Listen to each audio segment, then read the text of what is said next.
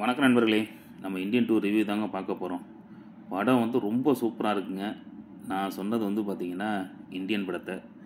இந்த படம் வந்து பார்த்திங்கன்னா 96ல் ரிலீஸ் ஆச்சுங்க. அவ்வளோ சூப்பராக இருக்கும். அந்த படத்தில் காமெடியும் சரி, ஒரு ஃபைட் சீனும் சரி. அவர் ஒரு 70 வயசு ஆளாக இருப்பார். அவரால் என்ன முடியுமோ அந்த ஃபைட் சீன் மட்டும்தான் அதில் இருக்கும். அது நம்பும்படியாக இருந்துச்சு படத்தில்.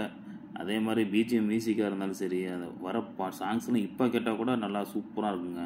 அந்த படத்திலே பெரிய மாஸ் சீன்னா இது ஒன்று தாங்க. இது எனக்கு ரொம்ப பிடிக்கும். எப்போ பார்த்தாலும் சலிக்காத சீன் இது ஒன்று தான். நீங்களே பாருங்களேன். இந்த படத்தோட செகண்ட் பார்ட் வரணும் ரொம்ப சந்தோஷப்பட்டாங்க. செகண்ட் பார்ட் வருது. அதே மாதிரி நம்ம சங்கர் சார் ரொம்ப வருஷத்துக்கு அப்புறம் ஒரு படம் ரிலீஸ் ஆகுது. கமல் சாரும் சங்கர் சாரும் இணைஞ்சா படம் எப்படி இருக்கும், அந்த எதிர்பார்ப்போடு தான் இந்த படத்துக்கு போனோம். படம் எப்படி இருக்குன்னு கேட்டிங்கன்னா, இங்க படுத்துற நிமிஷம்னால தாங்க முடியலையே, தலை வலிக்குதுடா, தலை வலிக்குதே. அப்படி தாங்க இருந்துச்சு. படம் 3 மணி நேரம் உட்காரவே முடியலைங்க படத்தில். அதுவும் பார்த்திங்கன்னா இதுவும் அந்த படம் மாதிரி தான். லஞ்சம் ஊழல் பற்றி தான் எடுத்திருக்காங்க. இதில் வந்து எனக்கு ஒரு விஷயம் புரியலைங்க. சித்தார்த் வந்து பார்த்திங்கன்னா ஒரு பொண்ணு இறந்துட்டாங்க லஞ்சத்தினால. அதனால் வந்து பார்த்திங்கன்னா கம்பேக் இந்தியான்னு சொல்லி ஹேஷ்டேக் ரெடி பண்ணி நம்ம இந்தியா தாத்தா வர வைக்கிறாரு. அதே இது சித்தார்த் வீட்டில் ஒருத்தவங்க அவங்க அம்மா இறந்து போனதுக்கப்புறம் கோபாக் இந்தியான்னு சொல்லி அவரே ஒரு ஹேஷ்டேக் உருவாக்குறாரு. இப்போ என்ன சொல்ல வர்றாரு சித்தார்த்து, மற்றவங்க ஃபேமிலியில் நடந்தால் தட்டி கேட்கணும், தான் ஃபேமிலியில் நடந்தால் அதை அப்படியே விட்டுறணும்னு சொல்ல வராரா, அது என்னன்னு தெரியல.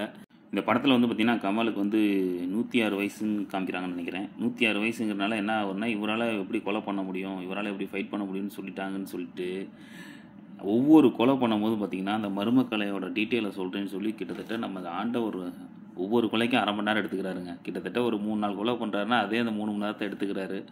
அதுக்கப்புறம் பார்த்திங்கன்னா ஃபஸ்ட்டு பார்ட்டில் வந்து பார்த்திங்கன்னா அப்படி கிடையாது. அவர் கொலை பண்ணுவார், அவர் எதனால் அந்த கொலையை பண்ணுறான்னு சொல்லி சிம்பிளாக ஒரு வீடியோ எடுத்து போடுவார், அவ்வளோதாங்கிறப்ப ஒரு 2 நிமிஷத்தில் முடிஞ்சிடும்.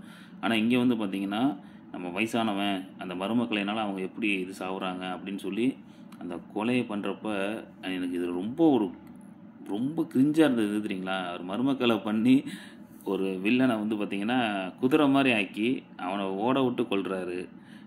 இதெல்லாம் ரொம்ப காமெடியாக இருக்குங்க. இதெல்லாம் தேவையே இல்லை.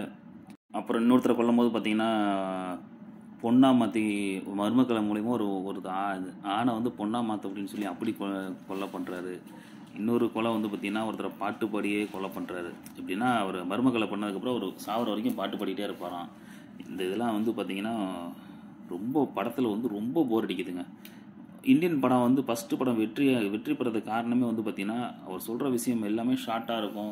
அந்த கொலை நடக்கிற விதம் அப்படியே நம்ப முடியும் நம்மளால். அப்படியே என்ன சொல்கிறதுங்க, நானே சின்ன வயசுலலாம் இந்த 2 விரலை மருமக்களை பண்ண முடியுமான்னு சொல்லி நம்ம ஃப்ரெண்டு பக்கத்தில் தானே குத்திலாம் பார்த்துருக்கோம். அந்த மாதிரி அந்த படம் வந்து நம்மளுடைய தாக்கம் ஏற்படுத்துச்சு.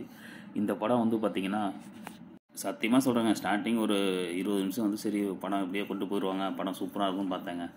ஆனால் அதுக்கப்புறம் படம் உட்காரவே முடியலைங்க. ஒவ்வொரு கொலை பண்ணும்போதும் சரி அந்த சீன்லாம் ரொம்ப போர் அடிக்குது. அதுக்கப்புறம் பார்த்திங்கன்னா லாஸ்ட்டில் ஒரு 1/2 hour சேசிங் சீன் இருக்குங்க. இந்த சீன் மட்டும் இல்லைனா கூட நம்ம 2.5 மணி நேரத்தில் தப்பிச்சு வெளியே ஓடியாந்துருக்கலாங்க. அந்த சீன் இருக்கனால 3 மணி நேரம் உள்ளே மாட்டிட்டு எப்படா வீட்டுக்கு போவோம் அப்படிங்கிற மாதிரி தான் இருந்துச்சு. இந்த 6 பேக் வச்சுட்டு ஒரு ஃபைட் சீன்லாம் இருக்குங்க. அதெல்லாம் பார்க்க ரொம்ப கிரிஞ்சாக இருக்கும். ஆல்ரெடி ஒரு டீம் வந்து பார்த்திங்கன்னா நம்ம தாத்தாவை துரத்திட்டு இருக்கோம். அதுக்கப்புறம் வந்து பார்த்திங்கன்னா சித்தார்த்தோட அவங்க அம்மா இறந்தது அந்த டிவியில் நியூஸ் போட்டு ஊர் மக்களே வந்து பார்த்திங்கன்னா தாத்தாவுக்கு எதிராக திரும்பிடுவாங்க. ஊர் மக்களே துரத்தும் ஒரு பக்கம். அதுக்கப்புறம் பார்த்திங்கன்னா இந்த லஞ்சம் வாங்கி உள்ளே மாட்டினாங்களே அவங்க ஃபேமிலி மெம்பர்ஸ்லாம் வந்து பார்த்திங்கன்னா தாத்தா மேலே கோபமாக இருப்பாங்க. அவங்க துரத்துறதும் சரி, இவர் தெரியாதனமாக ஒரு போலீஸ் குவார்ட்டர்ஸ்குள்ளே போயிடுவாங்க.